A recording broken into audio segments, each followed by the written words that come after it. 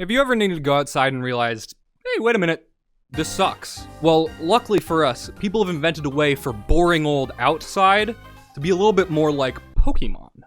Or England. See, we all have these cool little gamer rectangles with us, and since they're already tracking our every move, why not distract your driving a little bit by playing some location-based games? But it wasn't always this easy. You see, all the way back in 2002, the Swedish company named It's Alive created Bot Fighters, the first ever game you could play by walking around with your phone. But back then, phones looked a little bit less like this and a little bit more like this. For the time, this shit was probably like magic. You go to a page on the World Wide Web to create a robot, and then the robot gets sent to this little communication device on your phone, and then when you see other people on your phone with a robot, you like, fight or something? I don't know, I was like 3. Obviously, it was all on these shitty little Nokia 5100 phone screens, so all it could realistically do was say, hey, a robot's nearby, is text, but you know, at the time, nobody had probably even heard of a robot before, so, you know, it was cool as fuck to have a little danger radar going around while you were doing 2002 person things. You see, Bot Fighters was cool, but it was probably overclocking your Nokia supercomputer. If you tried to do anything more complicated than display text or play a game of Snake on these things, they would probably shit the bed on you. Technology wasn't really good enough to support GPS games until the smartphone. Right when the iPhone was released, some Finnish dudes thought, what if your phone was like a portal to another world? And that probably seems a little cliche today, but whatever Shark Tank they pitched it to fucking loved it. Because they got $2.5 million to create Shadow Cities in 2010. $2.5 million? This game is pretty cool, and you can kind of see how every other GPS game kind of stole its style and look, so props their Shadow Cities. There were more of these in the early 2010s than you might think. All of them had a pretty simple map with pretty simple locations and stuff to do and stuff to click on, but I think we can kind of see why none of these stood the test of time. Kind of ugly. They look boring. The point is, all these games sucked donkey dick, and the only real draw to them were that you were almost kinda doing something in the real world. It's a stretch, though. The first GPS game to ever really stick was Ingress. Ingress was the first game to really understand its audience, I think. People who want to go outside a lot of the time want human interaction, and Ingress was a pretty good excuse to go on a walk for people who were too cool to go on walks. It actually did a lot of cool things that people hadn't thought of before. Everywhere you have to go is a place that local people choose and like. You know, like a statue, or a park, or a cool building, or Applebee's. It also embraced the sense of community you got by walking around, and it did this by making what you did actually matter to other people who play. You see, this game actually had a pretty decent world-building premise, and it was that there was this mysterious sci-fi gamer force, and this gamer force was probably pretty useful, but also pretty dangerous, and you had to choose at the beginning of the game the team that you were on, and these teams either wanted to use this gamer force to research and do good, or thought that it was too dangerous and wanted to destroy it all before it destroyed us. Now, as far as sci-fi narratives go, this is some pretty normal stuff, but the fact that you could choose which side of a real-world gamer turf war you could be on added a lot of substance to the game, as well as, like, a lot of longevity. People are still playing this thing. Ingress did a lot of things right, and because of this, it gained a lot of traction. This is the first game I've talked about where I've actually met somebody who's played it, and not just some random gamer weirdo, it was my theater teacher in high school. But for all of Ingress's successes, it remained a pretty niche hobby. In fact, the only real reason people have heard of it is because developer Niantic later went on to work on something that would become a cultural phenomenon.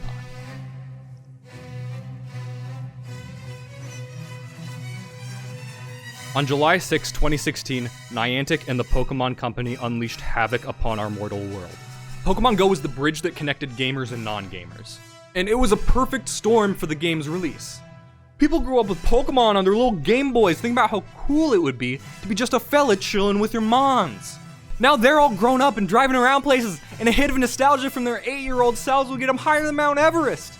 This was the only summer break in high school that I actually went outside most days. I engaged with my community, and I did normal person shit, but You know, with a phone the whole time, catching little imaginary dudes. There were people fucking everywhere! Kids! Moms! Dads! Babies! Dudes with 5 phones! All of them were walking around slinging shit at Grimers. There was like 1 full month where this was all anybody did. People made friends because of it. People got stuck in trees because of it. People found new places because of it. People got arrested because... Wait. Yeah, so because Pokemon was everywhere now, people played it everywhere.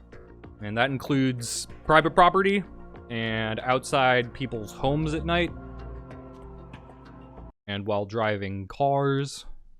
This is honestly one of the biggest oversights in location-based games. When the goal is to go to as many places as possible, even if you say, hey, please don't do this, you're kind of encouraging people to play it in the car. Which is bad if you're driving. And Pokemon Go doesn't give you its walking rewards while in the car, but still lets you, you know, swipe shit and catch shit. So... Another problem with location-based games? They're barely games. Yeah, on Pokemon Go's release, gameplay was pretty much non-existent. Catching Pokemon by swiping was kind of fun. But once you got them, you couldn't really battle wild Pokemon to train them. You had to train them by catching more different Pokemon. The only battles you could actually do were gym battles, where you just tap the screen. Doesn't matter how hard you tap the screen, doesn't matter how fast you tap the screen, really. You just tapped. I mean, I get that Pokemon's combat has never really been high octane, but at least in the games you can choose the right moves and the right times to use them, and that was fun. Also, all of the fun that came from training up your best friend so you could take on anything together is just gone, because the best way to play is to just keep catching Pokemon till you find a better one. Pokemon Go might have gotten slightly better since its release, but it was mostly too little too late. People got bored of it pretty quickly, and gamers just moved on to get disappointed by No Man's Sky 1 month later. People still play Pokemon Go, but unfortunately, I don't think any location-based game is ever going to become as popular as Day 1 Pokemon Go again. Anything new that comes out is just going to be labeled a Pokemon Go clone, and to most people, that's not really high praise. I think it's going to be hard for both companies and gamers to overcome the problems inherent to the genre. Maybe the biggest of these problems is what I've dubbed the gamer problem. You see, most of these games are trying to appeal to gamers. But if I'm a gamer, and boy howdy am I, if a game wants me to go outside, it better be a pretty fucking good one. If I have to choose between battles that look like this, and battles that look like this, and I have to go outside for this one, and risk talking to people. Listen, at the end of the day, I'm a gamer, and I want a game. And until the outside game can be as engaging as the inside game, I think it's going to be hard for it to hold a player base for any real amount of time. And if you're not trying to appeal to gamers, what exactly is your goal? Pokemon Go was a really unique way of getting people who don't even play games to play a game, by making it a social activity based off of a massive media franchise. But if you're making a game based off of Pikmin, a semi-obscure Nintendo franchise, and the gameplay is just walking around outside, and you expect any human to be like, this speaks to me, I need you in an asylum. I do still kinda have hope for the genre though. I think it would be the coolest shit ever for something like this to be an actual game with a ton of people playing. And there would be ways for us to interact in game by being near each other or giving cool shit to our friends or new people or people that we just kinda liked. I think that embracing some of the tropes from MMORPGs could be a really cool way to get these games off the ground. It could be like job specializations or a need for a party with different players filling different roles to finish a task or dungeon or whatever. There are awesome communities and guilds and shit in MMOs, and that's because the games themselves have a really cool way of getting people together. Maybe that's not even possible though, and maybe I wouldn't even want it. Because people can be shitty in real life, and it's a lot easier to mute somebody raging over a game than it is to leave unharmed in real life, sometimes.